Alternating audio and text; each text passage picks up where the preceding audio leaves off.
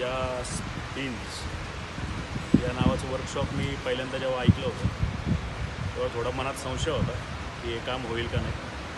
परंतु माझे बंधू रामभाऊ मस्के यांनी सांगितलं की काम होऊन जाईल. सर्वात आधी मी सागर सरांशी बोललो. सागर सरांना जेव्हा मी पहिल्यांदा भेटलो त्यावेळेसच मी त्यांच्या पुरा प्रेमात पडलो होतो. प्रेमात म्हणजे त्यांचं कामाचं योगदान म्हणा किंवा त्यांचं सोशल वर्क म्हणा, याच्यामध्ये मी समजून गेलो की हा व्यक्ती काहीतरी करू शकेल. कारण त्यांचं सोशल वर्क बाकीची कामं यातून मी प्रभावित झालो. मी ठरवलं की मी माझी गाडी इथेच देणार. त्यांनी मला सांगितलं की ही गाडी ज्यावेळेस तुम्ही घेऊन जासाल त्यावेळेस तुम्ही नक्की माझ्याबद्दल बोला, आत्ता बोलू नका. आणि ही गाडी करताना मी माझी स्वतःची गाडी म्हणून करेल असं त्यांनी मला आश्वासन दिलं होतं. त्यानंतर मी बराच वेळा त्यांना खूप वेळा त्रास दिला 15 दिवसात.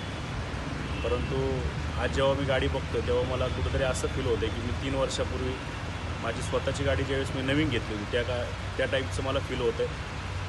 नेताचे सर्व जे वर्कर आहेत ते सुद्धा त्यांच्याशी एक माझं नातं चांगलं आलेलं आहे. आणि त्यांची काम करण्याची पद्धत ही स्वतःची गाडी असल्यासारखं ते काम करतात.